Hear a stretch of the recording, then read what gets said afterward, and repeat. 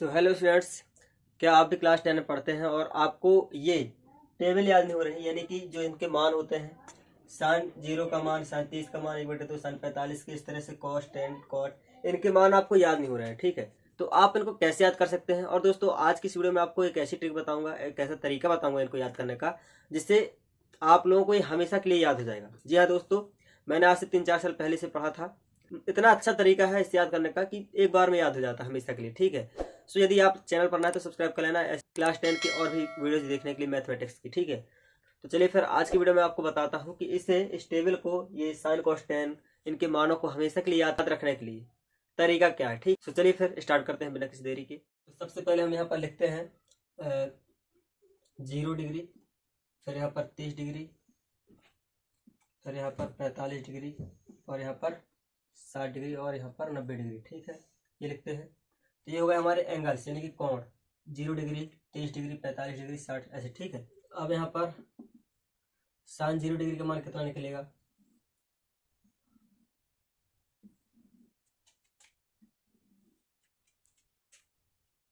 तो sign 0 degree का मान होता है 0, और साइन 30 डिग्री का मान होता है 1/2। साइन 45 डिग्री का मान होता है, यहाँ से लेंगे, साइन 45 डिग्री का मान होता है 1/√2। फिर 60 डिग्री का मान होता है √3/2, और यहाँ पर 90 डिग्री का मान होता है 1। ठीक है, इस तरह से। फिर साइन के बाद आता है हमारा कॉस। 6 होते हैं, साइन कॉस 10, फिर सेक कोसेक और कॉट। ठीक है, तो यहाँ पर अब आएगा इसके बाद कॉस। तो कॉस 0 डिग्री का मान लिखने के लिए हमें क्या करना होता है, इनका उल्टा। जो ये साइन है, तो इस साइन के जितने मान होते हैं तो ये इनको उल्टा कर देंगे तो कॉस के मान हो जाएंगे। जैसे कि 1 को 60 है तो 1 को 60 ले आना है। फिर ये √3/2 है तो हम √3/2 इस साइड ले आएंगे। ठीक है, तो और 1/√2 है वो है, अब तो ये बीच में है तो बीच वाला बीच में ही रहेगा, 1/√2 रहेगा। फिर इसके बाद 1/2 इस साइड है तो यहाँ चला जाएगा, 1/2 हो जाएगा। फिर 0 इस साइड चला जाएगा। ठीक है, तो ये वाले मान जितने होंगे ये सभी साइन 0 का मान 1 आ गया, सॉरी कॉस 0 का मान 1, कॉस 30 डिग्री का मान √3/2, कॉस 45 डिग्री का मान 1/√2। ठीक है, ऐसे ये मान आ गए। तो केवल इसको याद कर लेना। ठीक है, इसको। अब ये ऊपर वाली जो लाइन है, इन मानों को कैसे याद करेंगे वो मैं भी लास्ट बताऊंगा। ठीक है, तो जो ऊपर वाली लाइन है ये वाली आपको याद हो गई, तो ये नीचे के अपने आप ही याद हो जाते हैं। और अब इसके बाद हम निकालते हैं साइन कॉस 10 का मान। तो 10 का मान कैसे निकलता है, 10 एक सूत्र होता है, यहां से tan थीटा बराबर साइन थीटा बटे कॉस थीटा। ठीक है, ये होता है। तो इस सूत्र से ये जो tan के मान है, tan के मान निकाल आएंगे। अब जैसे कि यहाँ पर साइन है तो साइन के ऊपर वाले जितने मान हो गए साइन के हो गए। फिर कॉस है तो कॉस के ऊपर जितने मान है ये कॉस के हो गए। ठीक है, अब हमें निकालना है tan 0 डिग्री का मान। तो कैसे निकालेंगे, साइन 0 डिग्री का मान कितना है 1, तो हम यहाँ पर जैसे tan हमें 0 डिग्री का निकालना है। ठीक है, tan 0 डिग्री का मान निकालना है तो हम क्या करेंगे, साइन 0 डिग्री का मान रखेंगे, साइन 0। अब साइन 0 का मान कितना है 0, और कॉस 0 डिग्री का मान कितना है 1। यानी कि tan 0 का निकालना है तो हमें साइन के 0 का ही मान रखना पड़ेगा और कॉस के 0 का ही मान रखना पड़ेगा। तो कॉस 0 का मान कितना हो जाएगा 1, यहाँ पर कॉस 0 का मान 1 है। तो अब 0 में 1 का भाग देंगे तो कितना आएगा, 0 ही आएगा। तो tan 0 डिग्री बराबर हो जाएगा 0। ठीक है, तो इस तरह से tan 0 का मान 0 आ गया। फिर वैसे यहाँ भी करेंगे, अब हमें साइन 30 डिग्री का मान निकालना है। ठीक है, tan 30 डिग्री का मान निकालना है। तो tan 30 डिग्री का मान निकालने के लिए हम क्या करेंगे, हमें इसी सूत्र में रख देना है, tan 30 डिग्री बराबर। अब सबसे पहले साइन है, साइन थीटा, तो साइन 30 का मान हमें रखना पड़ेगा क्योंकि 30 का चाहिए, 30 का। तो साइन 30 का मान है 1/2 बटे, ये नीचे क्या है √3/2 है, कॉस का मान, तो कॉस 30 का मान, तो √3/2 कर देंगे। अब ये ऊपर भी बटे वाली संख्या है 1/2 और नीचे भी है √3/2, तो हर से हर कट जाएगा, ये हर कहलाता है नीचे वाला और ऊपर वाला अंश, तो हर से हर कट जाएगा तो बचे अंश अंश। ठीक है, तो यहाँ 1 बचा और यहाँ पर √3 बचा। ठीक है, तो यहाँ पर tan 30 डिग्री का मान कितना निकाला, 1/√3, 1/√3 ऐसे। अब सेम इस साइड भी करते जाना है, 1/√3 2 है और 1/√2 है, तो tan 45 के मान के लिए ये पूरा कट जाएंगे, क्योंकि ऊपर भी यही रहेगा नीचे भी यही रहेगा। ये साइन का मान है, कॉस का मान है, तो ये पूरा कैंसिल हो जाएगा, तो यहाँ पर 1 आ जाएगा। ठीक है, फिर यहाँ पर अब ये तो 1 आ गया।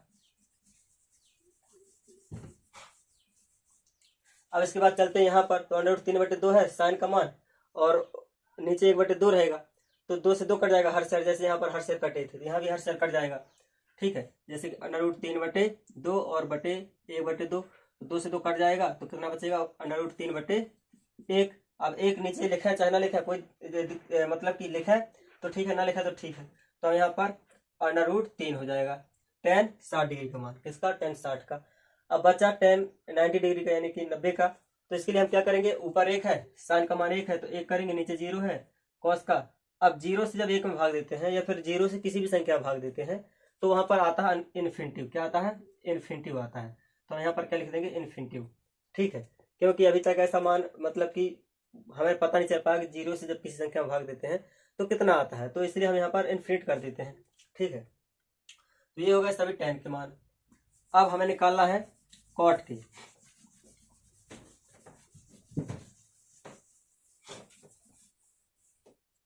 अब cot के निकालना है, तो यहाँ से हम लाइन खींचेंगे। अब cot, तो अब cot क्या होता है, tan का उल्टा cot होता है। ठीक है, यहाँ पर आपको याद रखना है कि tan का उल्टा cot होता है, तो tan का उल्टा cot है, तो अब जितने भी tan के मान है, जैसे कि cos के मान क्या है, साइन के पूरे उल्टा है, साइन के जितने मान थे वो उल्टा हो गए, तो cos के मान हो गए। उसी तरह अब जो cot के मान है, cot के मान के लिए हम क्या करेंगे, tan के मानों को उल्टा कर देंगे।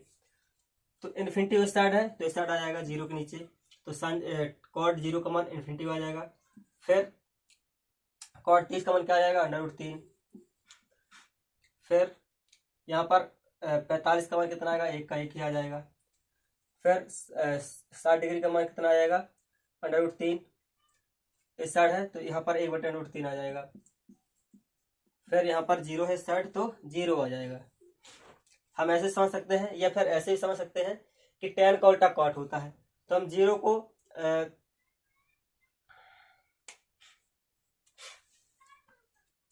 अभी हो गया cot के मान। ठीक है, हमने साइन cos tan cot के मान निकाल लिए। अब इसके बाद हमें निकालना है किसके, sec के। अब एक बात आपको याद रखनी है कि जो sec और cosec होता है, sec और cosec, तो cosec हमेशा नीचे रहता है, cosec हमेशा नीचे रहता है और cot tan के बाद रहता है, तो कौन बचा sec, तो sec को हम यहाँ लिख देंगे, क्योंकि cosec तो नीचे रहता है, सबसे नीचे आएगा। टेबल को याद करने का तरीका है कि जब भी आप टेबल निकालें या बनाए, तो हमेशा याद रखें कि साइन cos tan, फिर tan के बाद cot आएगा, और फिर cot के बाद कंफ्यूजन रहती है कि sec आए कि cosec आए, तो याद रखना कि cosec हमेशा सबसे नीचे आएगा, तो हम यहाँ पर sec लिखेंगे क्योंकि cosec नीचे आएगा। तब क्या करेंगे, sec के जितने मान होते हैं वो cos के होते हैं, किसके, cos के, तो यहाँ पर 1/1 है। ठीक है, तो cos का उल्टा sec हो जाएगा, तो 1 का 1 ही रहेगा। फिर इसका √3/2 है, तो 2/√3 हो जाएगा। फिर 1/√2 है, तो √2 हो जाएगा। फिर यहाँ पर 1/2 है, तो यहाँ पर 2 हो जाएगा, और यहाँ पर 0 है, तो यहाँ पर क्या हो जाएगा, 0 का 0 ही रहेगा। ठीक है, क्योंकि 0 का उल्टा करेंगे तो 0 का उल्टा 0/1 होगा, तो 1 का 0 भाग देंगे तो 0 ही आएगा, इसलिए यहाँ पर 0 ही रहेगा। ठीक है, अब बचा cosec, तो cosec के मान के लिए हम क्या करेंगे, साइन के उल्टा मानों को लिख देंगे, साइन के मानों को उल्टा कर देंगे। तो साइन का 0 है, तो 0 का उल्टा क्या रहेगा, 0 ही रहेगा। ठीक है, यहाँ पर 0 रहेगा, सॉरी 0 रहेगा।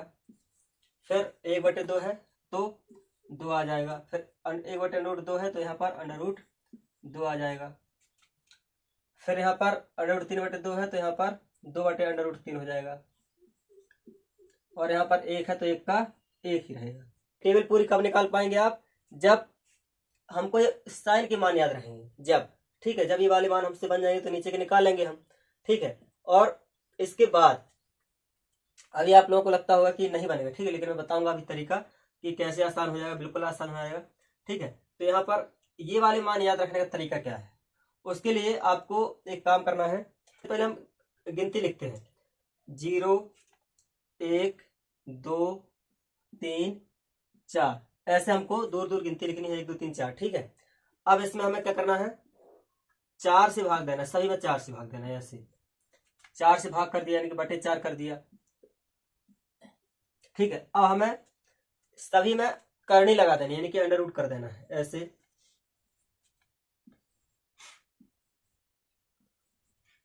ठीक है, तो ये वाले सभी मान आ जाएंगे, देखना कैसे।